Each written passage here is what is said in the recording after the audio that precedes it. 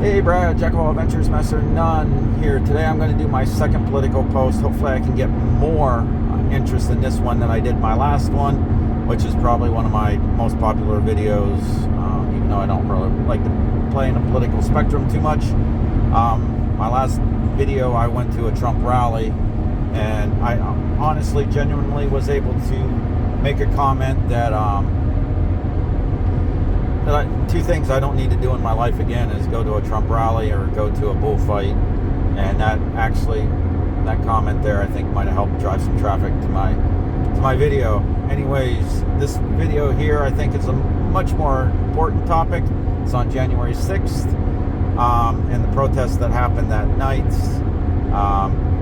or that day, actually, the day. Last night I went to because I don't trust the news and everything else, it's kind of why I went to Trump rally in the first place, so I could kind of try to get some firsthand knowledge of what happened. And I said, what better way to get a little knowledge of January 6th than I stumbled across a small event that was happening locally that I could go to and listen to somebody that was actually there and is being prosecuted for his actions there.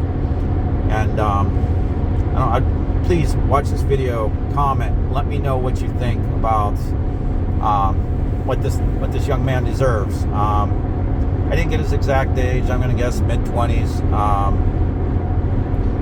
I think it's the first time he talked. He showed up late, was a little nervous, didn't want to stand up or anything, but the crowd was actually pretty supportive of him, and it was a small crowd. I'm going to say about 40 people, maybe 50. Most everybody was older than me. More females than male, which was kind of interesting. Probably about 60% female, just as a rough guess. He's at a restaurant in Northeast Ohio, and he came and basically told his story in about 5 minutes, and I'll try to do it even quicker than that, because I know try to keep these short. And then there was about an hour worth of questions, and I mean, a lot of genuine questions of people showing support and supporting this young man, and I did kind of like to see that. So basically his story was he went, he believed in the cause that he wanted to fight for, or at least show some support for, and he went to participate in a protest that was happening on January 6th because he felt Trump probably won the election, or he definitely wanted Trump to be president and wanted to show support. So he went, and no intentions of doing any harm or any... Oh, no.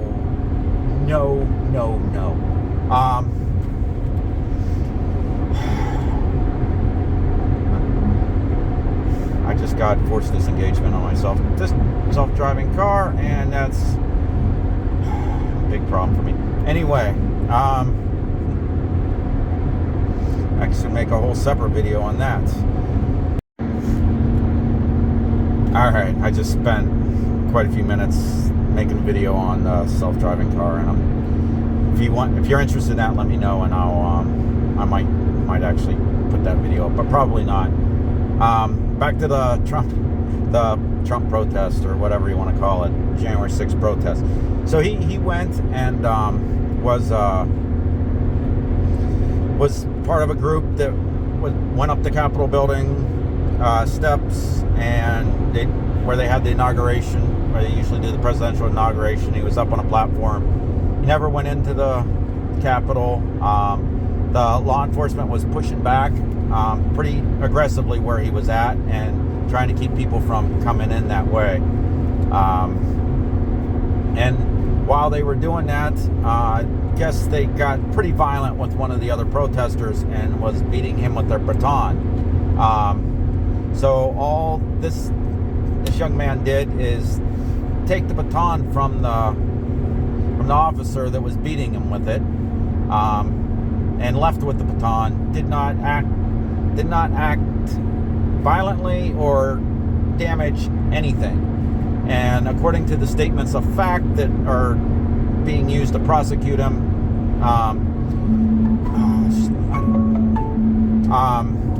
they're using that for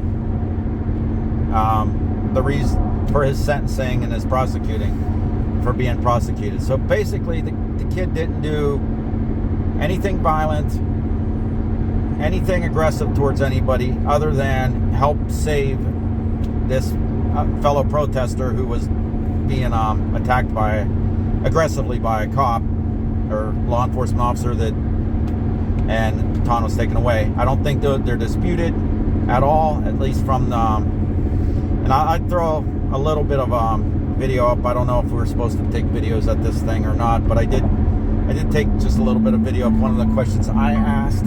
Stop bothering me, don't call me.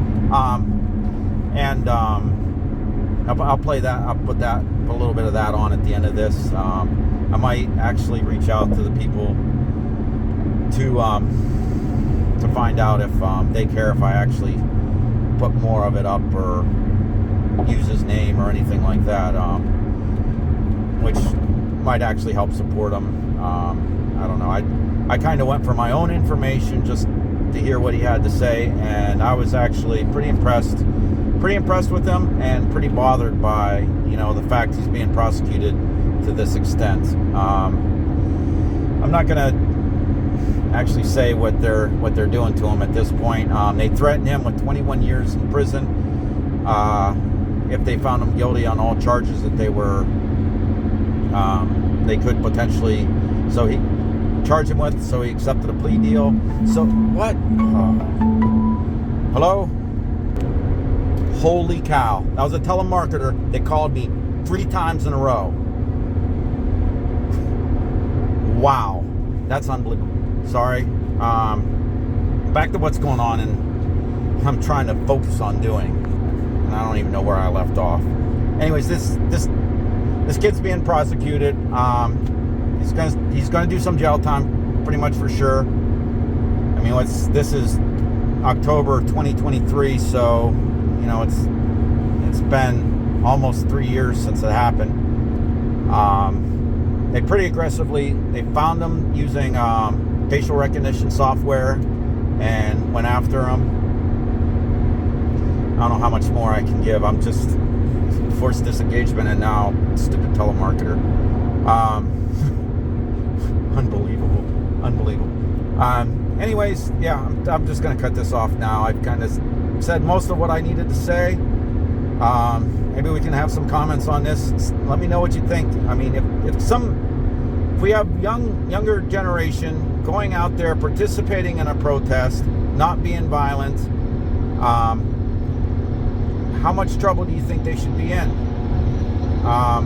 He admittedly took the baton from a cop that was beating, and this is one thing here that I find really strange too, and I think this is pretty important to add. He said that the video evidence, he has a copy of the video evidence against him that's being used to prosecute him, and it's not allowed. He's not allowed to show it to anyone. Which, to be honest with you, I can see it being self-serving, because maybe there's more stuff that he's done that he's not admitting to us that he's done,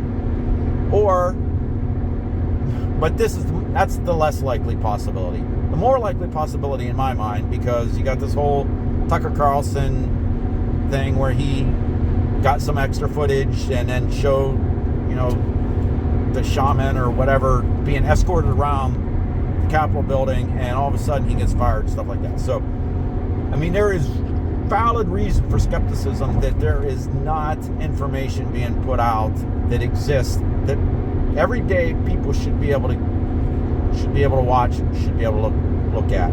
And I don't know, it just makes me untrustworthy. It makes it where I can go sit in this small group of people, listen to this man's story that seems very genuine, very accurate of what he did, and then he's going to do prison time, and his life's going to be kind of messed up because he went to a protest. And I don't know, there's other protesters that seem not to get the same type of scrutiny, or you can go to BLM protest or other protests, which is fine. I think we all should be able to protest whatever we want, but I don't think this should be a double standard on how people get prosecuted. So that's really the core of my message here. Hopefully you stuck through it, watched it. Please comment on it. Tell me what you think this young man deserves, assuming that what he said is true, and I think it's very likely that it's true. He didn't do anything violent other than take the baton from a cop that was using it aggressively on somebody that he felt was an innocent victim. That's what's happened. He's going to do at least, he's going to do probably at least 2 years of jail, maybe 2.5. I don't know. To me, it disgusts me so much that I'm actually making another political video about. So here, I'm going to just a little brief part about where I asked him a question on if there was anybody with him. I asked if he had any friends with him because I was curious what happened, to the other people around him, and if he thought he would have been in trouble, if he would have been in much less trouble or even gotten in trouble at all had he not taken the baton from the cop. Were you there with anybody else? My friend. Did he get charged with anything? No. Okay. He didn't go up as far as I did, so he was kind of back on the lawn. Okay. Did he get questioned or anything? Not that I'm aware of. This is my friend Jesse, he was there with me. Hey, Jesse. Now, did any media things reach out to you, wanting to hear your story or anything? Nope. Yeah, they ran their articles, basically said the reasons why I was there, but nobody ever asked them questions. They had their narrative. There's a lot of insinuation. And he did admit that he did not take the baton from the. If he didn't take the baton from the cop, he don't think he would have been in any trouble. And his friend didn't. The only other person he was there with didn't go as far up the steps and that, and he didn't get in the same trouble that he got in. So I mean, there is a little bit of, he did do a little bit more than he should have, and maybe something he could kind of get in trouble for, but you got to look at the intent too. And I guess that's another thing I'm going to mention real quick too. If you watched this far, hopefully you're in for another minute or two. He hired a lawyer that was there to help in his best interest, not pro-Trump, not anti-Trump, not pro-Trump, not anti-Trump, just trying to get him the best deal possible so he gets in the least trouble possible. And that's what the attorney hired. It cost him, I think it's going to cost him 18 grand. And he said he paid him 12 already and still owes him another 6. I mean, I was trying to pay attention to those details, but I might have missed that. But this attorney's making all this money, and I don't know if he's really giving them the best advice. I mean, for me personally, I would not sit back on this one. If that's all I did, I would be fighting. I go to the jail for a full 21 years out of principle. If our country is that screwed up, that's all I did, and they're trying to put me in jail, I would not accept the plea bargain. That's me personally. But that's me personally, not in his situation as well. I mean, I just can't imagine. I can't imagine. Just say he got off scot-free right now, and they're like, oh, sorry, we're not going to prosecute you. Full pardon for you. All of that, to me, is more burden than I feel he deserves for going and participating in a protest. It is a protest. Don't listen to the news. It was not an insurrection. There was no chance of that protest overthrowing our government, our way of government. Maybe a few crazy people might have had that as their intent, but the vast majority of them, that's another thing from that thing too. I didn't get the hands on, I wanted to throw a video up and quickly see how many, they asked how many people were actually at January 6th. And I wish I didn't have to get out of it. I wish I would have had time to hang around, but I really needed to leave. I would like to talk to a few of the people that actually had January 6th. There were probably 10 people there that were at the January 6th thing. And it was interesting listening to them ask questions because, you could tell that they were actually there. So I was in Iraq. I can tell when I talk to other people that's been to Iraq, you know, whether they're telling the truth or embellishing the story or whatever, because I was there, and I'm telling you, there's a lot of people that talk a lot of crap that didn't really exist. But I mean, watching the conversation was just very enlightening. I highly recommend anybody go to something like this if you get a chance, so you can see what's really going on in this world today. It's a little bit scary for me. I don't know if you guys agree. Please comment, and I'm out for now. I've talked way too long. And oh my God, I went by my supercharger. See, I can safely drive down the road and make a video. My self-driving was taken away, but I babbled on and did go by my supercharger. And I wonder what my next option is, because I got one problem with electric cars. Until chargers are available everywhere, which actually it's not the problem it was 5 years ago, because there's actually one that's, see, I think I'd rather go to this one anyways. This is going to be more convenient for me. Actually, that's not even a bad thing. All right, babbled on forever. You could have quit watching a while ago too, so if you're still here, thank you. Please like and subscribe, and comment on the video. Out for now.